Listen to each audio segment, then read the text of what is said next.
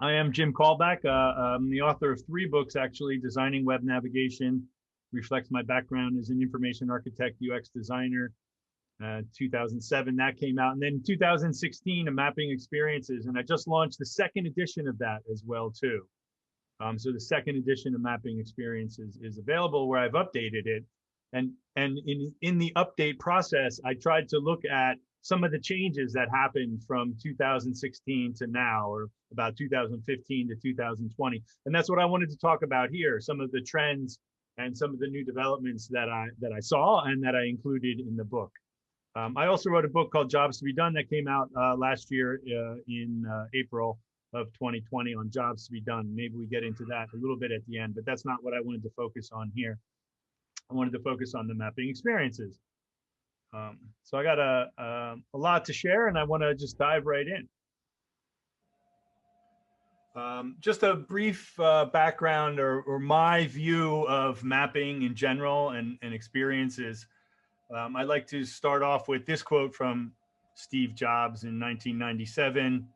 He was asked to come back to Apple after having been removed from the company. He came back to kind of save the company.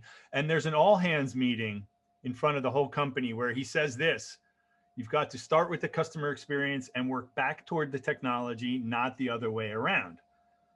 And with this, I think he gave some insight into how he was going to turn Apple around. At the time, the company was doing very poorly.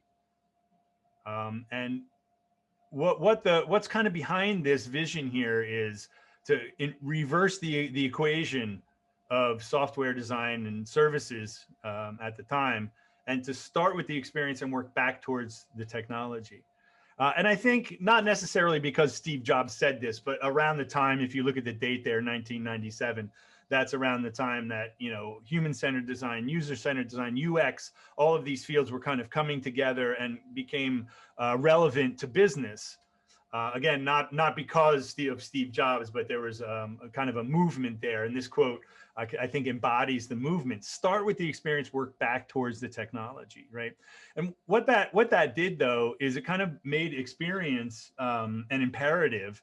And what we then needed is a way to talk about experience, because experience is very hard to define. It's very broad, it's very slippery. It has to do with human emotions over time. It has to do with aspirations and goals and needs. So it's a very tricky concept to talk about. And one of the ways that we talk about experience, if this is our new imperative, right, is we map it out. So what I started to see around that time, and just a little bit later, we started to see mapping become popular, and there were customer journey maps over here, and there were service blueprints over there, and these things existed beforehand, so there were precursors to this. But what I started to notice, and why I wrote the book in 2016, is that there was this broader field of mapping, right? Creating a diagram of an experience so that we can work back towards the technology. This is an example of a service blueprint. It's a simple diagram for going to the ophthalmologist, so a visit to the doctor's office. In the top part, you see an encapsulation. It's a highly reduced snapshot of an experience with emotions, thoughts, and feelings. And you can see there's a couple of curves there, some thoughts. What is the patient's experience? There's even a break, and then what happens later at home. So it's a long period of time, and there's emotions and thoughts there as well too, as well as the steps of the individual. And what's below that top purple and pink section, in the blue and the green there, that's everything that the product and the service, in this case, a doctor's office, all of the things that they have to do in order to make that experience happen, right? So you get these two parts, right? You get the experience and the service and the organization, and how those two things align. And what this allows us to do is have a conversation around, let's start with the experience and work back towards the technology.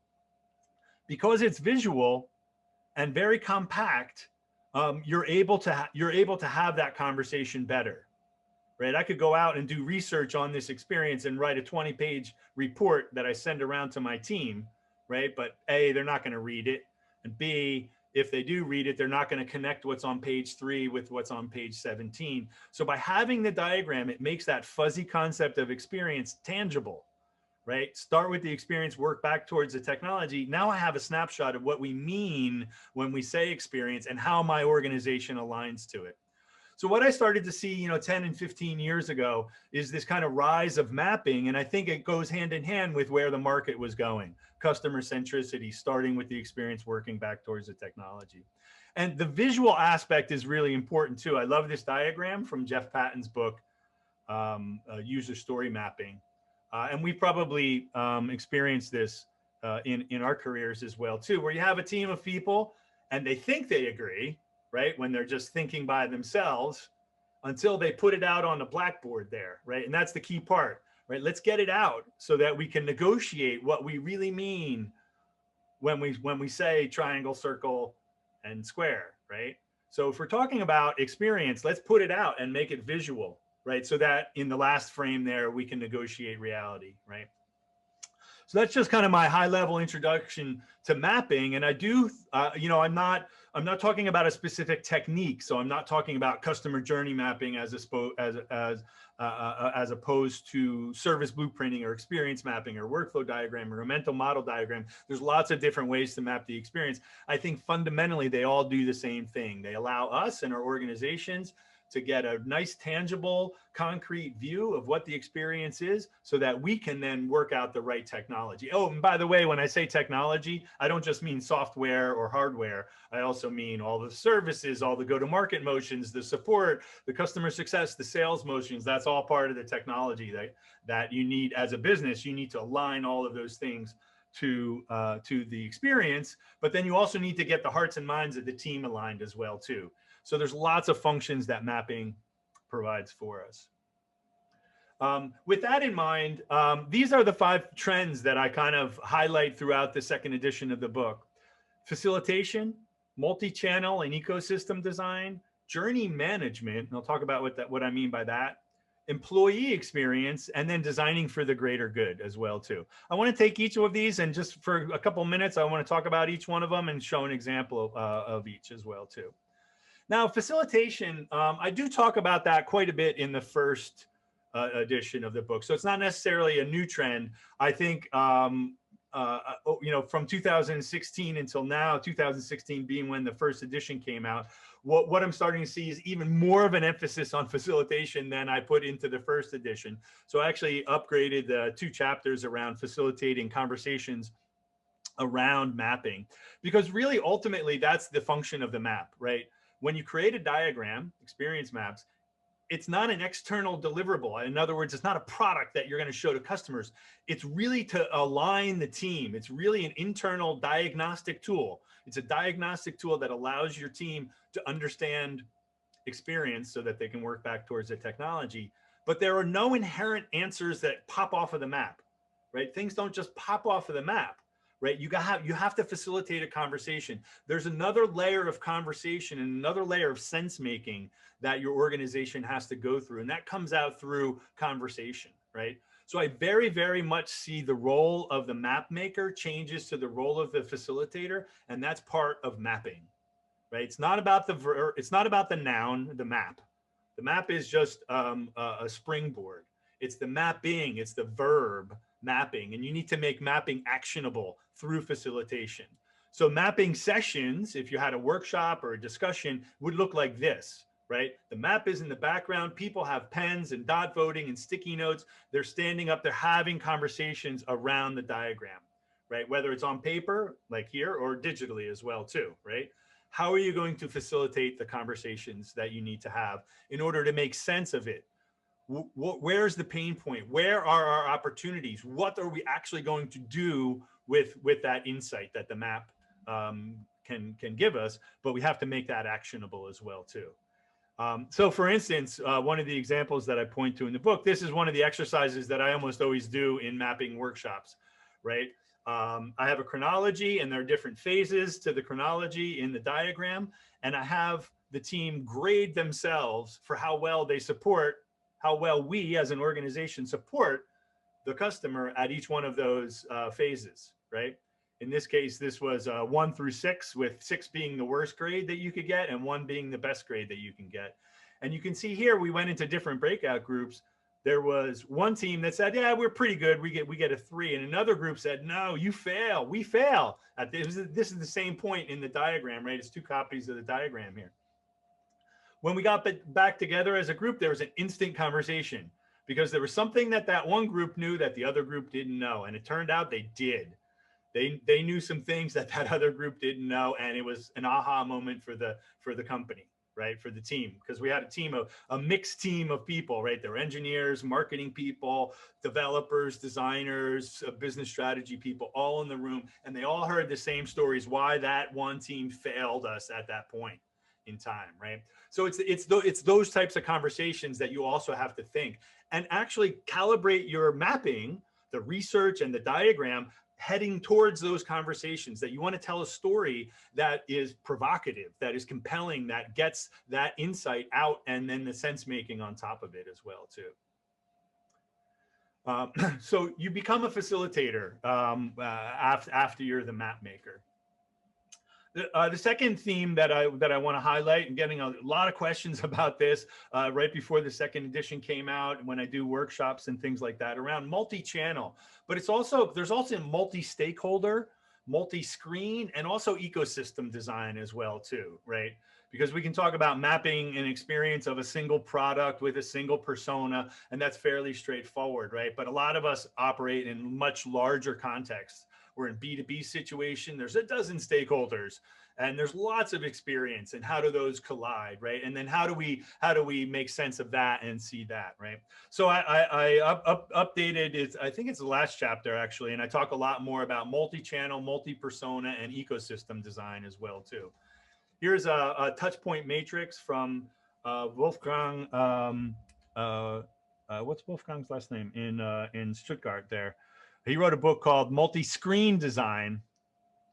And you can see down at the bottom as well too.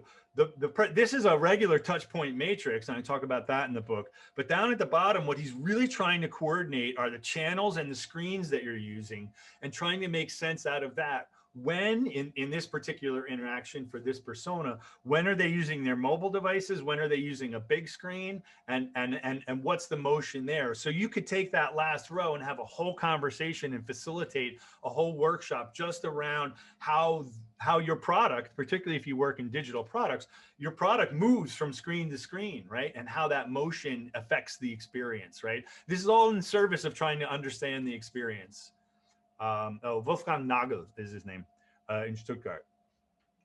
So the point is there are techniques, again, I bring these out in the book, there are techniques around helping you understand different devices and different screens as well too, as well as multiple personas as well too. So we start seeing these multi-rows, and that's kind of the easiest, the first best thing that you can do when you have multiple channels and multiple personas is double up on the kind of the rows if you have a format that's more like a big table. Right. So in this case, they actually wanted to look at 3 different personas with the same chronology and kind of compare up and down. Right. And that's a power of mapping. Right. Because it's visual like this. You can literally go up and down and do the alignment just by looking up and down and then having those conversations. And you can see here, there are those exclamation points, right? The warning. Those are hotspots, right? That's fertile ground for a conversation that you can then bring into it. But you're looking across multiple personas and then multiple channels as well too. The third trend is what I call journey management. A lot of the examples that I just showed are more of the generative type of mapping. So in other words, we're doing mapping to understand a current experience, and we're creating as-is maps, so that we can come together and pinpoint opportunities, find pain points, and then come up and then think of solutions for those. So it's really a solutioning exercise. It's generative, right? But there's this whole class of mapping software and groups of people actually, and conferences even, that are looking at journey management over time. Is how do I manage my journey over time? How do I measure the effectiveness of my touch points over time? And there's even software that does this. Kitewheel, for instance, There's a whole range of smaller ones, but then there's also Qualtrics has their software package suite around managing experiences over time. So in this case, if I had a customer journey map, right, the model here, and by that I mean the phases, the things that you're tracking might have come from your generative map. So you can create a customer journey map and use that model now in a data-driven way where I'm actually seeing a funnel, right? And I'm seeing drop-off points over time, right? This is a lot less creative. It's a lot more management driven. That's why I call it journey management. Because you're not saying, hey, let's get a diverse group of team together and be creative around the map. It's one or two people, right? You know, kind of looking at this over time and then highlighting things. Hey, we saw a drop here, or we saw an improvement here, and they're kind of mapping that back to the actual efforts. So I think it comes later in your development and go-to-market motions than the type of mapping that we talked about before. But it's really looking at journeys over time. And in fact, people like Carrie Bodine have started to notice a new role, journey manager as a role. And if you go out on LinkedIn and look at journey manager, you'll find people whose job it is to manage journeys over time, right? So we're kind of shifting from that, not shifting, but adding, I should say, from mapping as a generative, creative exercise to managing journeys over time. Talk a little bit about this. Here's some of the Qualtrics things. They have their XM suite where they're looking at product experiences, brand experience over time, and they actually have the tools to be able to ingest NPS scores and survey data and even things from social media, and you have a model of touch points and you can see how you're doing at each of those touch points. The one thing too that Qualtrics is picking up here is that employee experience, and that's one of the next trends I want to talk about, is employee experience, right? And it's a really interesting trend, and I'm getting pinged now from a lot of people whose center of attention is employee experience, HR professionals, people ops professionals, right? People who are looking at an employee base, a workforce, and really thinking about their experience. Right. And this goes beyond employee engagement. And they're not talking about, having free lunch and beanbag chairs and ping pong tables. That's just kind of benefits. This is really employee experience in a broader sense, as you would understand the word experience. What's the purpose of employment for an individual? How do they see any one employment in their overall careers? How do they develop as individuals? It goes way beyond just work-life balance. You're really looking at employees as individuals and their overall experience and trying to manage that, right? And guess what? All of the tools that you know from UX and all of the tools that you know about personas and mapping can apply to employee experience as well too. That's why a lot of people who are focusing on employee experience are looking to the UX community and journey mapping for inspiration. So you end up with things like this. Here's Rachel's a day in the life journey map, right? So this is what Rachel does as kind of a day in the life. And you see all of the emotions, the thoughts and feelings. So we're really, looking at employees as goal-driven individuals that have emotions during the day, and how do they go up and down. And then again, from this though, this doesn't tell you any answers. From this though, you have to think as an organization, how can we make Rachel's experience working with us better, right? So employee experience, definitely up and coming, and very, very heavily influenced from all the great work that we've done in UX. Now, the key thing here though, is that the two are not unrelated. So the UX and the CX, the user experience and the customer experience, is directly related to the employee experience. In fact, there's research out there that shows if you have a better employee experience, you will improve your customer experience, right? So we talk about customer centricity and user-centered design and things like that, but to be customer obsessed, you also have to be employee obsessed, right? It's very, very, very unlikely that you're going to have a great customer experience and a miserable and unsatisfied workforce, right?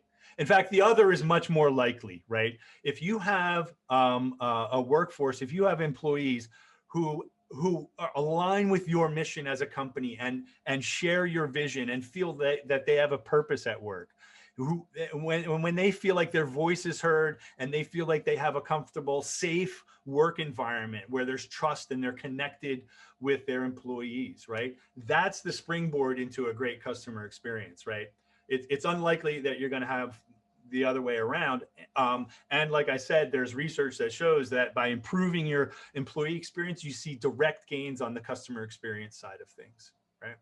And it makes sense. And we've been in those service situations where you're at a service desk, you know, your flight gets canceled, or you're at a counter in a store, and the person behind the counter is absolutely grumpy with you, right? And you're just getting a terrible experience. And the only thing you can think of is that it must be a terrible place to work there, right? Right.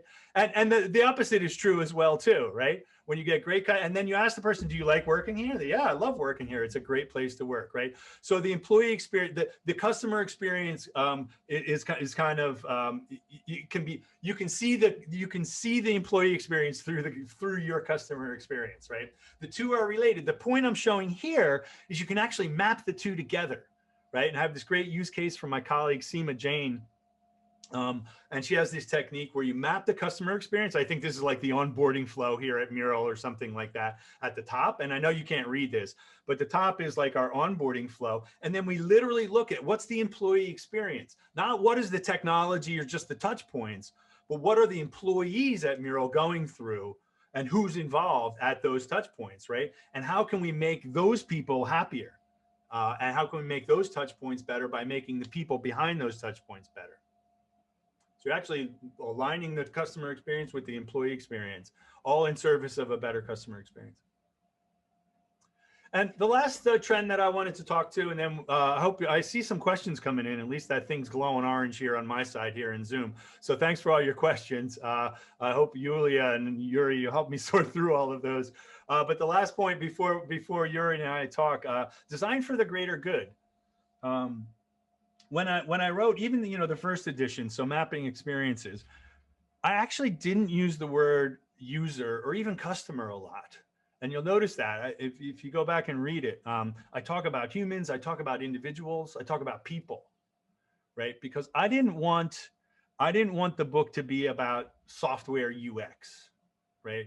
Because when you look at the word experience, right? Experience, I need to define the word experience. It's all of the thoughts and feelings that human beings have when they're involved, engaged in a goal-driven task over time, right? That the word experience, it's more than just a product experience, right? It's kind of what defines our existence to some degree. And I wanted to frame experience in a much broader context. And I've been starting to see now a lot of applications of experience mapping far outside of even commercial settings, right? So government, education, but also nonprofit, and trying to really solve some of the bigger challenges that we have as society. And one of the, this is a personal story of mine. I got invited after the first edition of Mapping Experiences came out. I got invited by a non-governmental organization, so a nonprofit NGO in Abu Dhabi, who worked with former violent extremists, and their job was to kind of counter violent extremism. CVE is the field, right? And they asked me to come and run a mapping workshop for them with former violent extremists. So the people here in the center of the screen, these were all people who used to be in hate groups and then got out and now speak out against hate, right? So they all speak out against hate. And we wanted to understand their experience.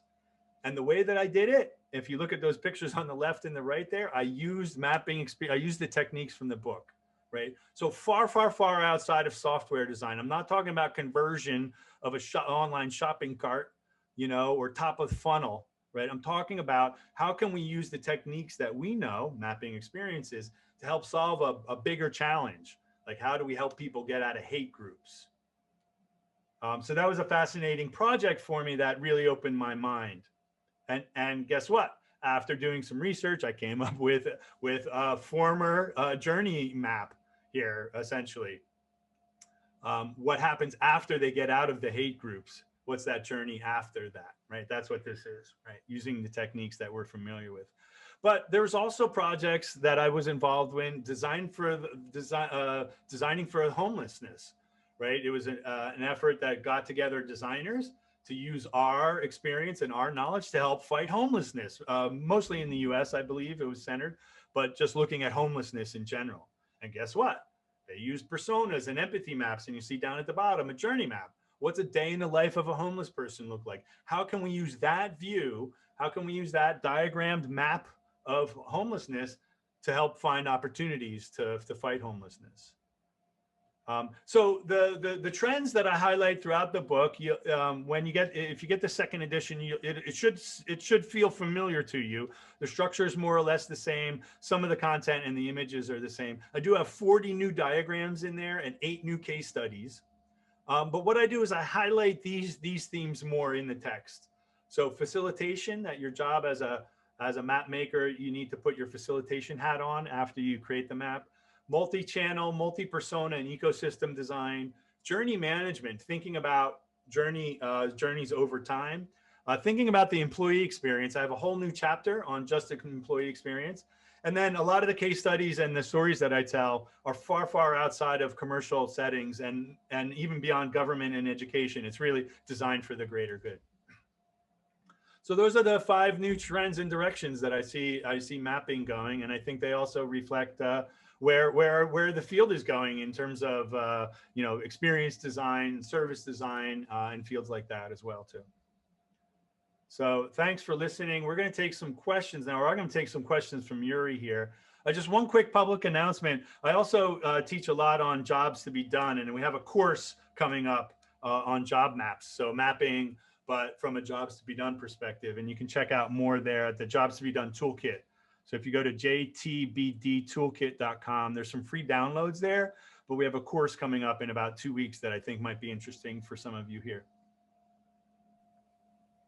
Jim, thank you so much for shedding light on trends in experience mapping. Really love the final point. This is why we're all here in the end, to design for better good. So with that, let's move on to the second part of today's session. We've got Yuri Vedenin here, the founder of UXPressia. And Yuri actually got some questions for Jim. So make sure to think about the ones you have, because the Q&A will follow. With that, Yuri, please join us. Yeah, thank you, Yulia. And Jim, thank you so much for such a great presentation. Yeah, I particularly like the what you said about the importance of improving employee experience that then influence the customer experience. And Jim, yeah, that example with what was that, like extremists in from your book when you worked with them, how journey mapping helped you with that.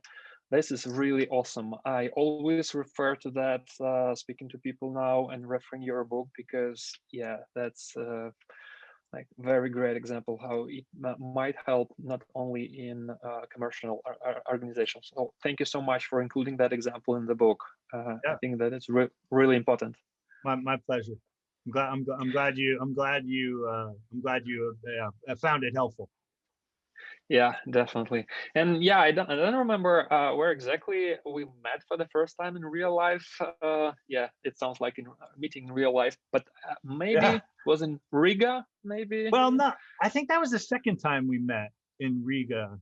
I think we met before that somewhere. Were you in San Francisco? You come to the United States for conferences, don't you? Yeah. I think it was in the US somewhere. Yeah, I forget where. Yeah. But back in Riga, I decided to attend your workshop on, guess what was the workshop? Yeah, it was a customer journey mapping workshop, and that was wonderful. So, yeah, so speaking about my questions here is, I would like to speak about the things that we also met while working at UXPressia, and the first one would be different levels of maps. So have you seen these different levels of journey maps, you know, when they form some sort of hierarchy? Let's say one map can include several more maps and then goes one or several levels deep. So if that resonates, could you speak about your experience seeing this? Yeah, it's a great question, and now that you ask, I'm thinking, oh crap, I should have put more about more about this in the book. But yeah, I think, you know, anytime you're talking about like human goals and things like that, human experiences, there's always going to be a hierarchy there, right? You know, Maslow's pyramid, right, is, you know, what are you trying to get done? What's your goal? There's a very tactical goal, right? I need to push buttons and do things. But, you know, why am I ultimately doing that? You know, is to have a better career or a better life, or, you know, something like that. So anytime you're talking about experience, and human beings in general, you can always see things on or almost always, you can always see things on a hierarchy. And it's the same thing with mapping as well too. You know, I talk a lot about scoping your mapping effort. And the first thing that you have to answer is whose experience and which experiences, right? And that second question, which experiences, you can go way up in the stratosphere and be at super high level, like home ownership, you know, talk about home ownership, right? But then you can drill down on that and you can say, well, I have to find a new home, right? And then you have to apply for a loan, and there's actual moving experience. And then there's, you know, renovating and refinancing your home, right? And you could take each one of those. Let's just take refinancing your home, right? You could take each one of those and go down and have a whole experience map just around affordability or something like that, or even just finding a refinancing provider, right? So there's always going to be this hierarchy. And what I like to do is I like to sketch that out, right? Sometimes. So I did this one map. I'm just thinking of one mapping project that I did a number of years ago, where I literally just had like 6 boxes going across a PowerPoint slide. That it was similar to, you know, it was in a different domain, but similar, you know, like, hey, we're here to talk about home ownership. You got financing, finding a home, moving, refinancing. And I just put those boxes out there only to highlight and say, we're only talking about one of these right now. Right. Mm-hmm. And then the next slide was, let's take moving, you know, okay, let's look at the moving experience. Right. And then on the next slide, I had, you know, a little bit more detail, but wait a minute, I want to talk even deeper than that. Right. So I think when you think about mapping, you can always think about different levels, and it's nice to show that to your stakeholders as well, too, to see how the mapping effort that you're talking fits into a higher kind of structure as well too. But the point is that you can kind of locate where's your focus, what problem are you trying to solve, or where do you want to innovate? And I think you need to locate that at a strategic level first, right? Because if you don't, then you're always going to have a stakeholder says, yeah, but what about refinancing? You're like, that's great. We're looking at moving homes right now, though, right? So it helps you focus the conversation, and it also ties up what you're doing to a strategic level. So yeah, I tend to think of mapping in like 2 or 3 levels. What's above it and what's above that as well too. But then you can also go what's below it. Yeah, thank you. That resonates with me as well. You know, we started seeing people demanding that having like different levels and including you called it like a strip, but maybe like a backbone journey map or something like that. Architecture. Yeah, there's an architecture. One of the reasons why. Yeah. Right. Yeah. Exactly. Yeah. So yeah, one of the reasons why I'm asking, like we with working on that functionality, and we're now in like research and design phase. So we are looking for people who have experience or need in having you know, these different levels of journey maps. So I see you are the one who I might speak to a little bit later. Sure. All right, and you know where to find me. Just speaking about like email. Yeah. Thank you, Jim. Speaking about like multiple journey maps or multiple personas. So if there are multiple personas following a journey, we notice that people tend to take one of the 2 sides. Some of them present personas, all of them on one map, and some have separate ones. So what's your take on it, speaking from the experience mapping perspective? Yeah, I tended to in my own work. I don't do as much mapping now as I used to when I was in design teams. But I tended to be more of an aggregate map creator. So I was always kind of looking at for me a map. I wanted the map to be the territory, right? So if you had a city, right, you'd have a map of all the roads, right? And then you could take one person and say, how do they go from point A to point B? That's more like a route, right? I tended to take the city view. I wanted to know all the streets, right? So I tended to kind of map across personas. And then I did find it helpful. I don't want to exclude it. I did find it helpful to say, to take one way that people would move through that. But I always found it helpful to have that aggregate set first, right? And sometimes I feel when people say, yeah, we have 3 personas and they each have a journey map, it's good, but I'm always left with the question, yeah, but what's the landscape? What's the territory look like? I always want to see kind of across it, because I feel like you're almost diving into, it goes back to your first question, actually, because it feels like you're diving way down in, you know what I mean? And you're just kind of peeking through a peephole, but you don't see what the bigger picture is. So I tend to like to start at a big picture. The mapping that I would then scope out tended to be more comprehensive and more of an aggregate map, and then talk through the different journeys and not necessarily map them out. That was just my approach. Cool. Is there another question, Yulia, I can jump to until we get Yuri back? Yeah, sure thing. I bet a lot of people have been thinking about that. So I'm quite curious myself. After COVID hit the world, have you seen any changes in the journey mapping world? Could you probably name a few? Yeah. No, I mean, I think the trends that I went over kind of reflect where mapping is going: journey management, employee experience, design for the social good, and things like that. I have heard some stories through my contact with Forrester Research where they're working with companies that have been using mapping. I don't have any firsthand experience of this, but I've seen the evidence of it, of companies using mapping to help with redefining their business, or basically business resiliency, right? Because when COVID hit, we were asked to reimagine a lot of people were asked to reimagine their businesses, or reshape their businesses, or reshape workplace collaboration, right? That changed for everybody, right? Everybody's suddenly working at home. And then using mapping as a way to solve that problem. You know, if we're in business, let's say you were a distillery, and I don't know why I'm using this example right now, but let's say you made whiskey, right? It's like, what else can you do? We can make hand sanitizer, right? So how do you come to that conclusion, right? And basically what we've been seeing is mapping helping businesses rethink their business.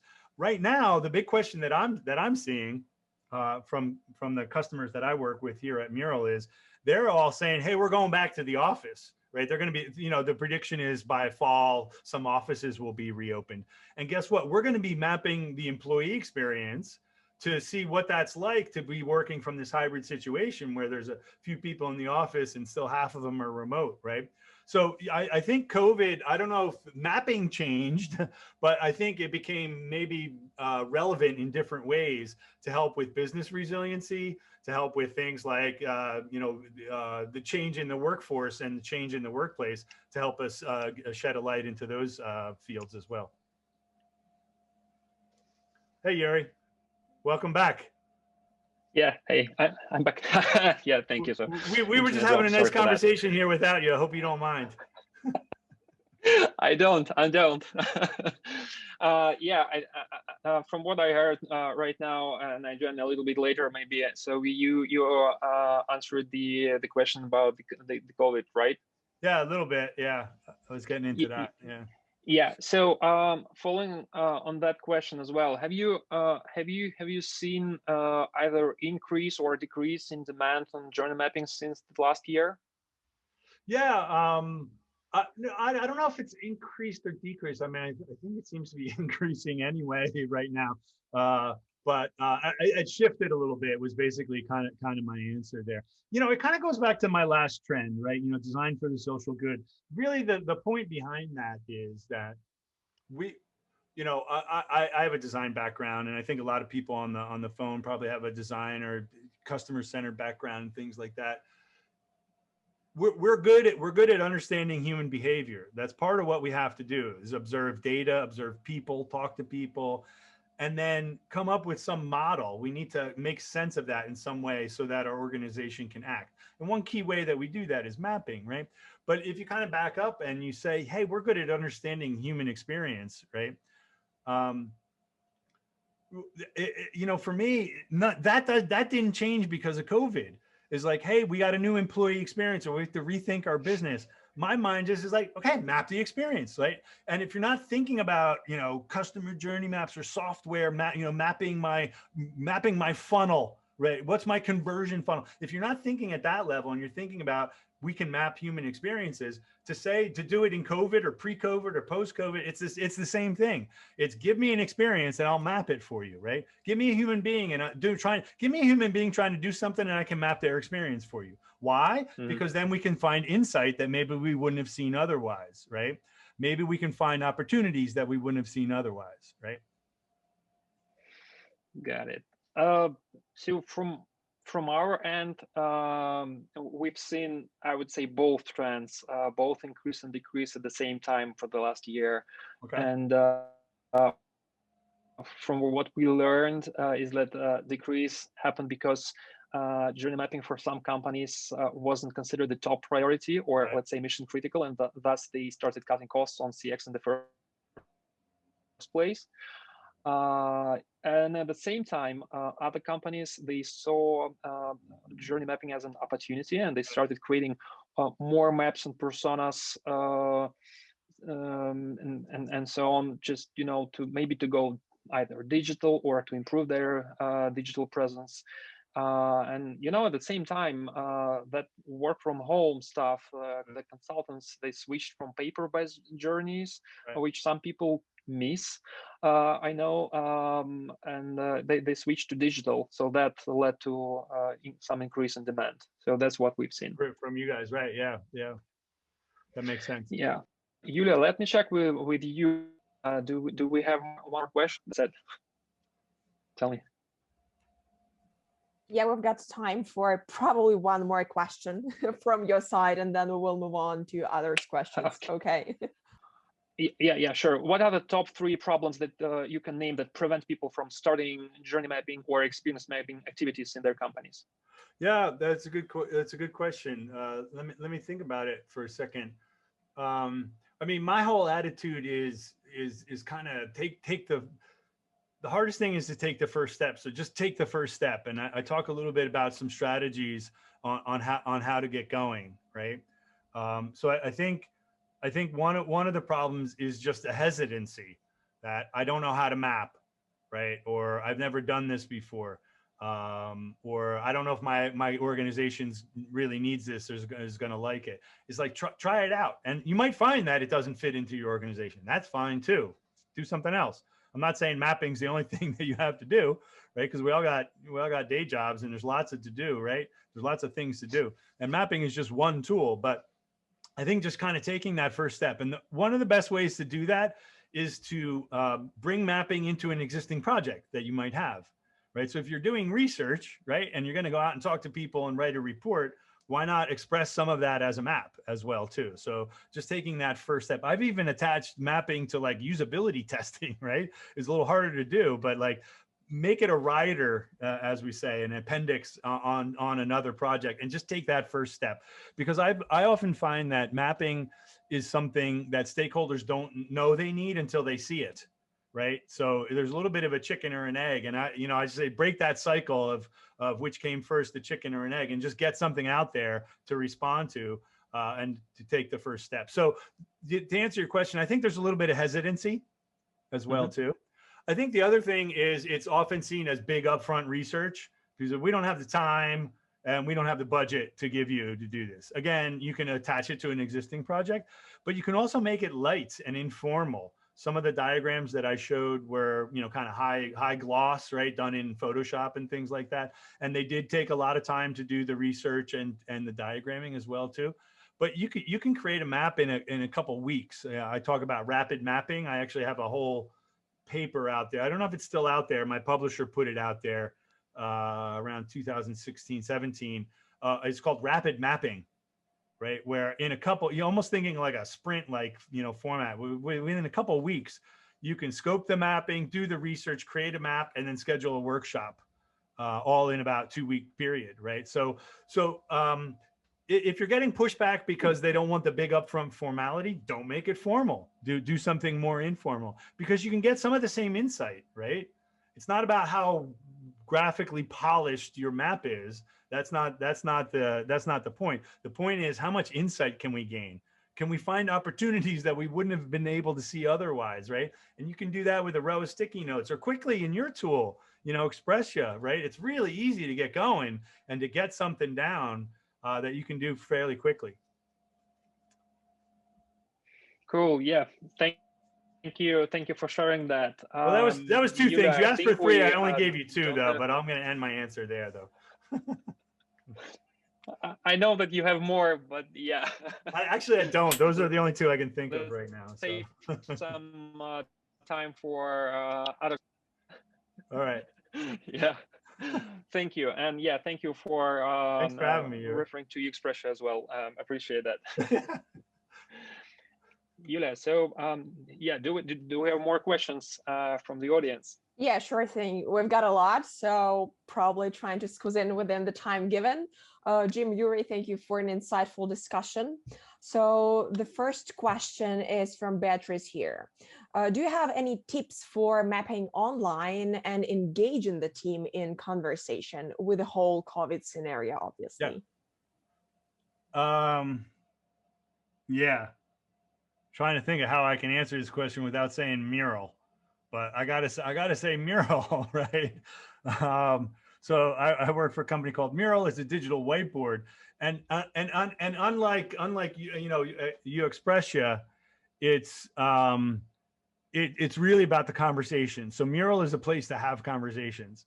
And what I've seen are, and I've done this myself, entire mapping workshops. I talk about a workshop as a key cornerstone to the mapping process, right? That's where you're going to have that conversation with a multidisciplinary team. I talk about having a workshop, and some of the pictures that I showed in my presentation were from some of those workshops, right? All in person in my photos there, but you can do that online, right? And MURAL is really that kind of workshopping, brainstorming tool where you can have that dynamic conversation and let people add sticky notes, but do that digitally in a virtual whiteboard context, right? And I've even seen people take a screenshot from a map that they might have created in another tool, like your tool, right? Or Photoshop or somewhere else, and put that in MURAL so that they can have that layer of conversation on top of it as well too. I think then there's also asynchronous work that can be done as well too, right? So you can have commenting and conversations in an asynchronous way as well too. But in terms of that, if you want to recreate that workshop-like experience, which is really important, I believe, to bring people together, looking at facilitating remote workshops. And I actually have a whole book on that topic. Hold on a sec. It's right here. Part of my work here with MURAL, I wrote this book called Facilitating Remote Workshops, right? So it's really about how do you facilitate those conversations online. Not necessarily about MURAL, although obviously we talk about MURAL in the book, but it's really about kind of embracing the distributed workforce that we have. And guess what? Post-pandemic, you're still going to have distributed teams, guys. This isn't going away, right? But it's totally possible to have a rich online discussion using digital tools, right? You create the map digitally in Expressia, you have the workshop in MURAL, right? You can get as far, if not further, than you would have in person with sticky notes and paper. It's all possible. Exactly. It's all possible, you can guys. Record the whole process. Great. Yeah, exactly. It's all possible. If you have any doubts that it's possible, it is. Awesome, thank you. We have another question from Carlos All right. here. You did mention Kitewheel and Qualtrics. When organization is not ready yet on collecting this data, what would be your advice to manage the experience? That's a good question. My organization isn't ready as well too, because we were looking at Qualtrics, and some of these tools are pretty big, right? And they need a lot of data, and then they have integration, and you got to call up engineers and stuff like that. So I think those tools tend to be for I think larger companies. Yeah, I think it's a larger organization, an enterprise, right? That wants to say, we have a customer segment and personas that go with it, and we have a journey in that segment that we want, and we want to be able to manage that, right? And then you might do that across all of your segments. So you might actually have journey management for dozens of different personas and segments and journeys as well too. And you have rich sources of data, right? It's survey data and social media and even transactional data, right? So your product yourself is in there, NPS data, and you can bring it all together. So I think there is kind of a size baseline, and there's also a commitment and an effort that you have to put in it to use something like Qualtrics. You have to have developers and things like that involved. It's not just a tool that anybody can. There's not a free trial of it that you can get and point it at a journey map and make it come alive. That there's a certain level of commitment. And if your organization isn't big enough for that yet, I kind of understand that. I think the market will come down. And that whole field. And that's why I point to it as a trend, because I think journey management will become more and more accessible to people right now. So I don't have any good answers because I face the same situation here at Mural. Okay, thank you. You did touch on that with the first question, but Barbara here wants to dive a bit deeper. So obviously, when you do any mapping activity, you do engage a lot of people.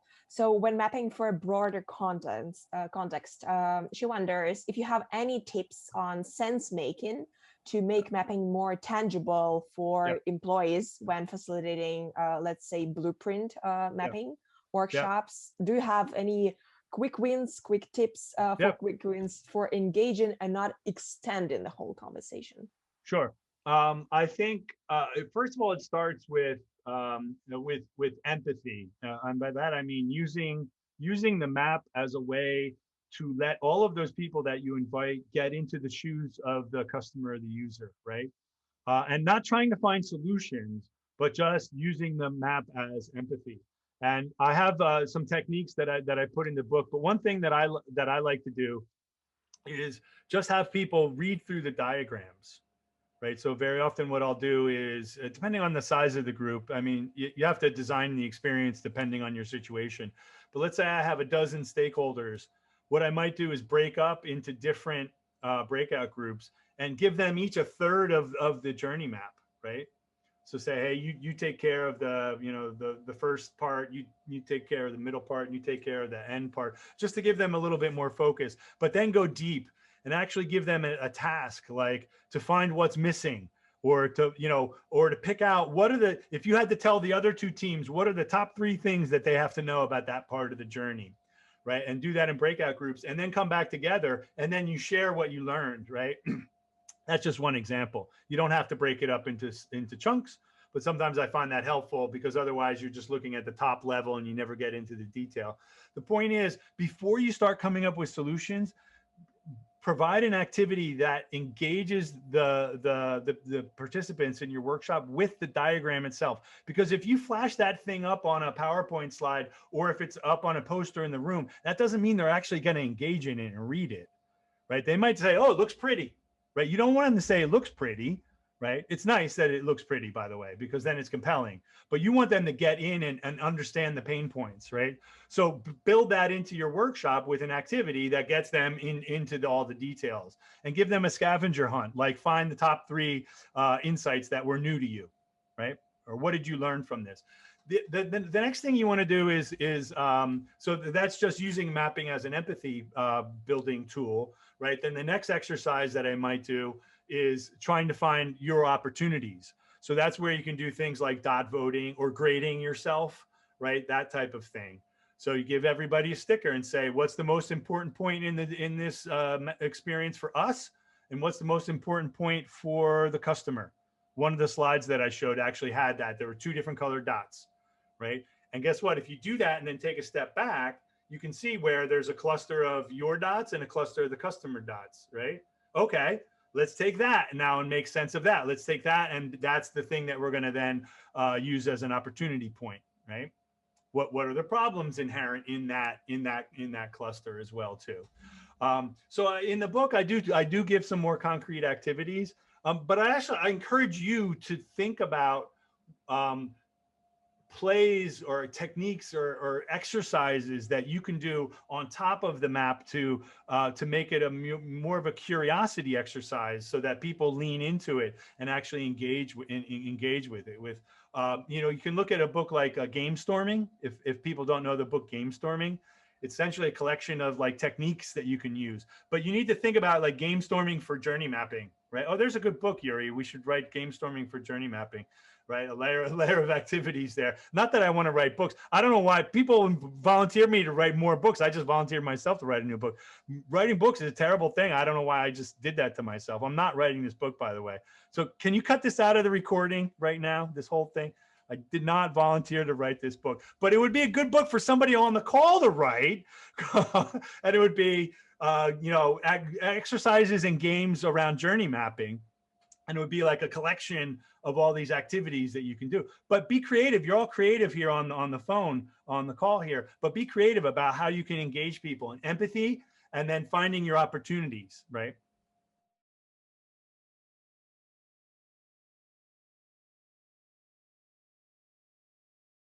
Okay, Jim, I will totally follow up on the whole, please do cut out this out of the recording thing. No, that's okay. You can leave it there. Okay, I'm awesome. just kidding. But